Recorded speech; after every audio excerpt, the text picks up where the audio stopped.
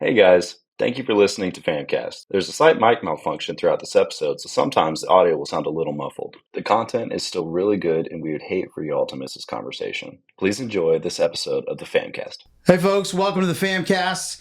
My name is Kyle Friedman. I'm the Worship and Family Ministries pastor here at Hope, and we are so glad that you have chosen to join us for this. And just know that FAMcast is basically real talk with real people, with real issues, with real messes, just trying to point our kids towards Christ. And so we're glad that you joined us. Today, we've got the special honor of being able to welcome David and Elisabeth Dwightl. David is the senior pastor here at Hope. And we have a two-part series that we're going to be talking. So the next two podcasts are just going to be parts of our conversation. And so we encourage you to tune in to both of them. If you've missed one of them, tune into the other one. But we are excited about what we're going to be able to discuss with David and Elisabeth. As your kids grew up and as they go through different kind of life stages, I think everybody is kind of built for certain life stages and certain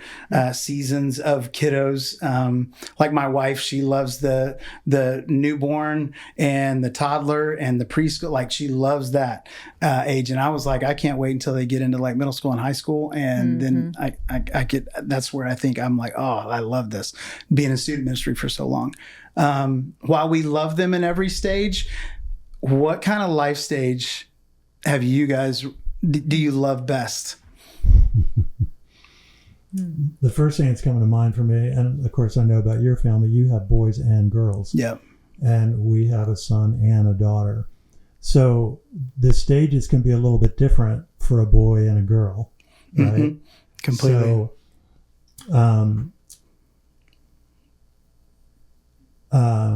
when Laura was little, she's a little girl. I mean, there's just this cute, fun father-daughter. You have this little girl, and she's cute as a button, and it just everything's fabulous. Girls get a little bit hormonal when they get to a certain age. You're looking for, is it okay to say this? Yeah. I do that. Girls get a little hormonal in a certain age. He didn't know what to do. I know, exactly. The simple, clean lines of this little girl, that changes quite a bit. Yeah. I would say with our son, Dave, I coached him a lot in baseball, particularly probably from the time he was 8 until he was probably 13. Mm-hmm. But boys at the age of about 8, 9, 10, 11 are so fun. Yeah. And I feel like I understand them. I feel like I still have a bit of that in me. Yeah. I coached Little League for a long time, and I have so many fun, happy, funny, joyful memories of. It's just something about boys in that age slot. Oh yeah. Super fun. One little thought I'll add, and I really want to hear from you. We had some friends who kind of mentored and said to us, we were talking about, the teenage years are coming, and like, woes us, teenage years are coming. They basically were like, snap out of it. We're like, what do you mean? They're like, we don't have to buy in that whole thing. Like the teenage years are going to be terrible. Mm-hmm. They're like, the teenage years can be the funnest, most wonderful years of all. Yeah. Your kids are really starting to become who they are. Yeah. And you get to sort of watch, steward, love, encourage them as they're spreading their wings and they're growing from being children. Yeah. And they're in the transitional time to becoming adults, and they're really sort of discovering and finding who they are. And your conversations are deeper, more meaningful, more substantial. So we had some mentor friends coach us and say, no, don't embrace that whole the teenage years are going to be terrible thing. Right. They can be so wonderful. They can. And we really pursued that track. Well, Good. I remember asking this question of my mother. Mm-hmm. I said, Mom, what was your favorite? And without a beat, she said teenagers. Yeah. And for the same reasons. Mm-hmm. She says, you get to see who they are. Yeah. Their personalities come out. It's just fabulous. And I said, but nobody says that. And first of all, I was a terrible teenager. how could you say that?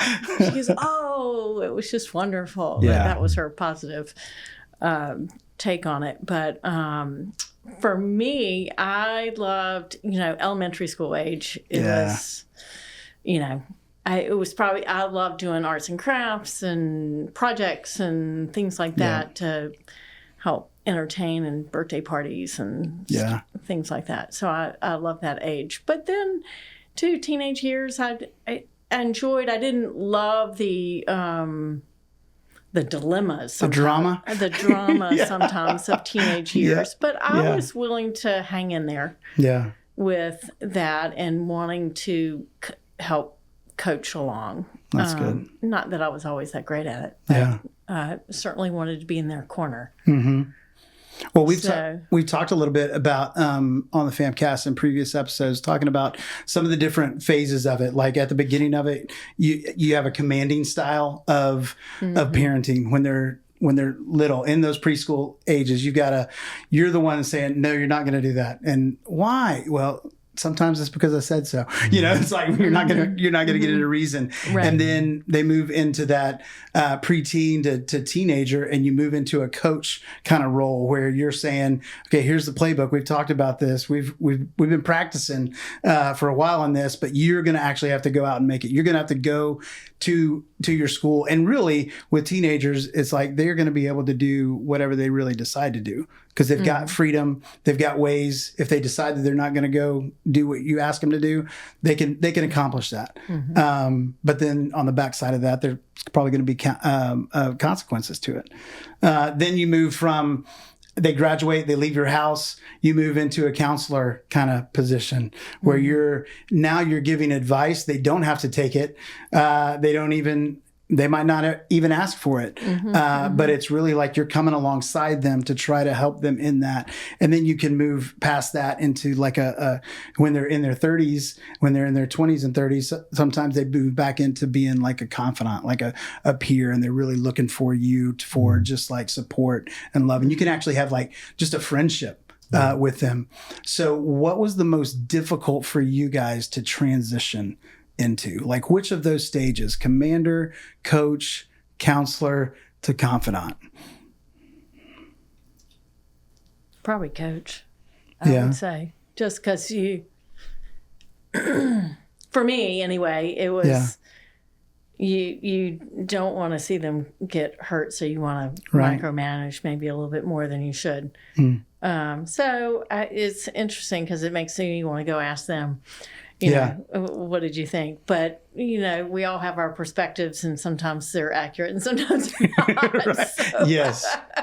In my house, apparently all they hear me is yell. The girls, every time they relay a story, it's like, oh yeah, you were yelling at us and that. And I was like, I was not yelling. And they're like, well, that's what we heard.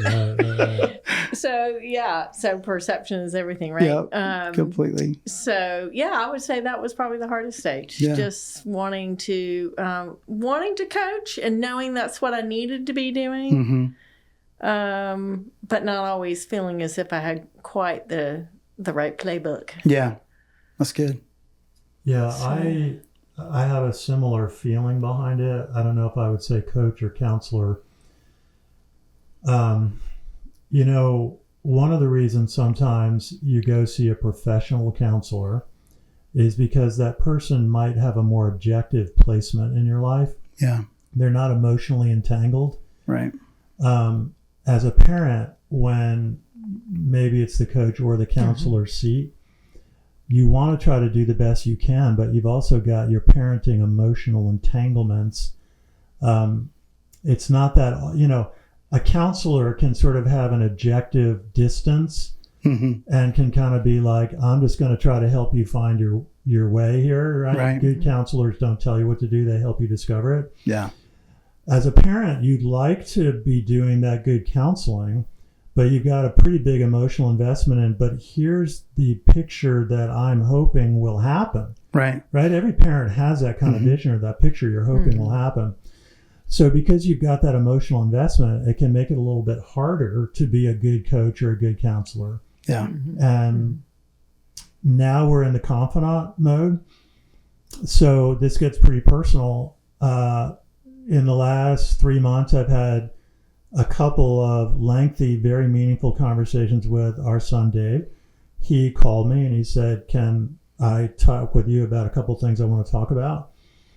And so we had this first conversation, and the next day I was thinking about it, and I sent him a text and I said, "Hey, I want to apologize to you. I don't think I really listened to you very well in our call yesterday. I think I said too much and asked too little, and I'm really sorry." And so that engendered its own conversation, which was very nice, and conciliatory. But I think sometimes as a parent, it's really tough to be a coach or a counselor in an objective way, because you got so much emotion invested in what you hope for the best for your kids as you see it. Right. And of course, as we see it, may or may not be what's best for them, but you can't extract your own emotional investment from it. Right. So it's a journey. I've said to lots of people, parenting is way harder than I ever thought it was. Completely. Back to newborns. Did you expect this? It's like, yeah, I think I did. There's an old joke. I think I may have shared it with you. But here's another example of how, I'm a little bit of a dunce on this. There's an old story about Johnny Carson, who was an old late night TV show. Yeah. It was Carson, then it was Letterman, and then it's, Conan and all the, the current people. But anyway, Carson was having a conversation with Jimmy Stewart, who, is the actor in It's a Wonderful Life, very famous actor. And Jimmy's like 89 years old. And he's been married to the same woman for like 50 years. And Johnny Carson and Jimmy Stewart are longtime friends. So Johnny says, "Jimmy, you look like your life is just wonderful. It doesn't seem like you would ever have anything to worry about. Do you worry about anything? Do you have anything to worry about? You've been happily married to the same person. You've avoided a lot of the ditches and pitfalls of Hollywood." Jimmy Stewart says, yeah. He says, I do worry quite a bit. He's like, worry? What do you possibly have to worry about, Jimmy? And Jimmy Stewart says, I worry about my kids a lot. And Johnny Carson, he looks and he's thinking, you can see the wheels spinning, and Jimmy's like 88 or 89 years old. He says, you worry about your kids a lot. And Jimmy Stewart says, yeah, I worry about my kids a lot. Johnny says, Jimmy, how old are your kids? He says, well, my daughter's 63 and my son's 61. And I remember hearing this, and I'm like, you worry about your kids your entire life. And this is the thing. Once you have children, every parent knows this, you are now exposed to a vulnerability at the heart level that will be with you for the rest of your life. Yeah. And that's deep water. Completely. I've heard it described as like it's like your heart is literally out walking around in these two people, right? In my case, 4 of them that are running around, and so you feel a lot of what they feel, and I think sometimes the hardest thing is letting them go through some of those hurts and some of those bumps along, transitioning between different roles that we need to play as parents and they need to that they're playing as kids.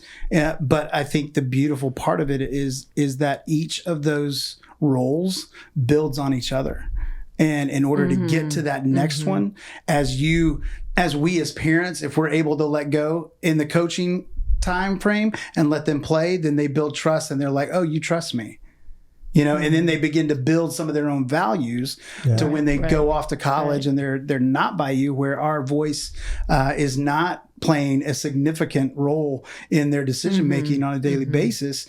Then they're able to make that. And who do they run to when they need that? As a counselor, they're going to run back to you because they know you're not going to run over them because you've let go and you've let them play in the coach mode, and then it leads into counselor, and then the counselor then goes into confidant. And so it's as parents, I think we try to do our best job to be able to move through some of those stages, allowing them to grow, allowing them to develop. Of course, we never get it right 100% of the time.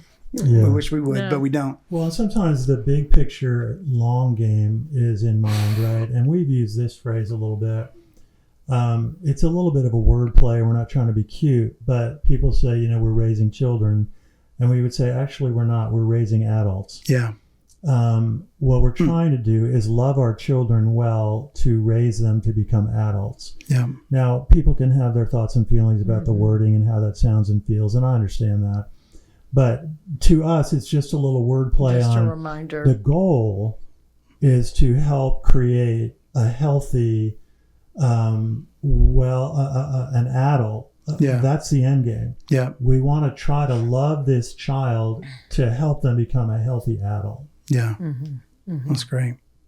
Well, for you being in the role that you're in as a senior pastor at Hope, it's difficult sometimes when you look at it from the standpoint of going, okay, the discipleship of my children, and how they've come along, and how do I infuse some of that into just the natural economy of our conversations without it being overbearing. I know I've always tried to navigate that road. Like, is there anything that you guys have, like, I guess, any kind of tips or anything that you did well, didn't do well in that along that road? That one's a hard one. I mean, it hits close to home. It hits close to home because I think we were very sensitive of our kids growing up in a ministry family. Maybe backed off from that, maybe more sometimes than we should have, and pressed in too much. Sometimes tried to create a holistic sense of this is our family work in a way without putting too much pressure on them. Because there are times when you're around a lot of people, they know a lot about you, but you don't know a lot about them. Right. And when they're really young, wanting them to feel loved and cared for and all of that, but not feel as if they're exposed. Yeah, no, that's good. So there's a balance there. But at the same time, what a great gift to know so many people, to be so well versed about how to relate with adults and lots of different people across lots of circumstances. And be exposed to missions and outreach and youth ministry in its fledgling years and and all of that. So they had a lot of great benefits along the way too. But I don't know if I really answered the question, but we did. Fine. Yeah. We did all kinds of things, from trying to do family devotionals to going, no, we're not doing that. We're going to let them be in their own small group. We're going to, completely. You try different things, and sometimes it works and sometimes it doesn't. Yeah. Yeah, I think we still wonder on the spiritual side of our family culture, did we do that well? And when I say that, I'm feeling a little vulnerable and sensitive. Some listener could be like, well, you ought to do it. Well, you're a pastor. And I want to say, no, it's a little more complex than that. Yeah. You hear lots of stories about preachers' kids, so to speak. And some of those stories are, my father was this hard-driving pastor, and he just drilled Christianity into us, and it was insufferable. Yeah. We wanted to avoid that. On the flip side, is it possible that maybe at the hope of avoiding having children who grew up who say, my father was this strong, somewhat well-known pastor, at least in our little corner of Richmond, wanting to avoid that, then you're like, well, did we underdo it? Did we not talk about the Lord enough in enough ways? Then you'll hear stories, whether it's pastors or not, about, some family has this pattern of doing family devotions and, scripture memory and all that kind of stuff. And we're all trying to do our best to love our children so that they can know a relationship with the Lord and have that relationship. But it's complex. And completely. What works well for one family and the personnel group of that family may not work so well for another. Yep. So a static formula is probably not going to work great for everybody. Yeah. But then you're like, okay, well, how do we find what works best for us? And that's not always easy, Right. In the complexities of family life. And I think the other thing I would just say is one of the things we've learned in parenting, I'll say I've learned because maybe you already knew it, back to that theme. Your children, they're not yours by ownership. You don't own them. Yeah. In the mystery and the beauty of how this happens, you got married. God uses your marriage, the two of you, and the love you have for one another to create a person. Yeah. I still am mind-boggled by that. Mm-hmm. Mm-hmm. So he creates a person. He's their creator. They belong to him. And he created them with their own personality and all the things that come with them. And so there's this challenging balance point, which is they are our children by virtue of they are born to us, and we love them like crazy, but we don't own them. Mm-mm. And we didn't make them, so to speak. And so really you have this like stewardship of love for your kids. They are born into our marriage, born into our family, and we love them like crazy. We've often said on our good days, what we're hoping to do is help our children discover the best of who God made them to be, not who we want them to be. Right. Right? Because most all parents have a vision of like, hey, if I could write the script, this is what I would like my child's life to look like. Completely. But we don't write the script. Mm-mm. And we control a lot less than we might think we do. Yeah. It's not that we don't have any control or influence, we do. And so all of these things are getting at these balance points that are kind of tricky. But we realize these children belong to God, and we have a stewardship to try to help them find and discover the best of who God has made them to be, not fit a mold or a picture that we might have preconceived. Yeah. Thank you.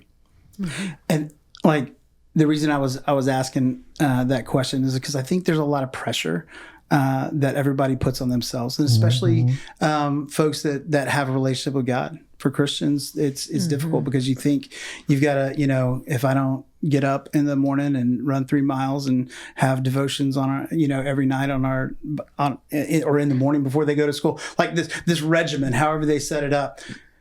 I think what I would love for everybody to know and to hear, and the thing that I had to tell myself over and over again, is that what is that one step that I could just even take? Like, let's let the pressure off. Like, we're not going to get it right. And there's not a cookie cutter, because you can have kids that grow up in the same house with the same values, with the same experiences, and their faith journey, their life choices, all of that can look different. And so I think as parents, I think the biggest thing that we can hear is that we need to try to do the best that we can to love them well, to point them to Jesus, but knowing that it is up to the Spirit. It is not up to us. There's not a checklist. There's not a book. There's not any of that stuff. And so as long as we are trying to take steps and trying to love them well in that, that's what we're called to do. Right. And I think there are lots, as you're suggesting, there are church cultures that sort of put pressure on the perfect family picture. Yeah. And I'm grateful that I don't feel like we have too much of that at Hope. Yeah. And I think I can say Completely. I know among us on staff that we try to press back against that. Yeah. Let's provide grace with each other and realize it's pretty normal in life that teenagers are growing up, they're exploring, they're going to make some mistakes, they'll make some not good, healthy choices. Right. If you feel like that's going to be a place of shame and you have to hide all of that, that starts creating superficialities and religion games. Yes. And we just are like, let's not do that. This is challenging parenting. Yep. And you don't write the script and control everything that's going to happen. And, we've said many times, you want to be the best parents you can be. And that is important to do, and it does make a difference in how your kids develop. Yes. But being great parents doesn't guarantee that everything's going to work out in some beautiful packaged picture. Yeah. So, yes, do the best you can to be great Christian parents, but also know it doesn't guarantee that hard stuff isn't going to happen. Yeah, completely. That's one of the things I love about Hope. And one of the things that I love just about our community is that we can be real. And so thank you guys for that. Thank you guys for joining us and being on the FAMcast and being a part of it. It's been it's been a great conversation. So really enjoyed that. Yeah, it's been great. We'll tune in next time, and we thank you for joining us, and we will catch you next time.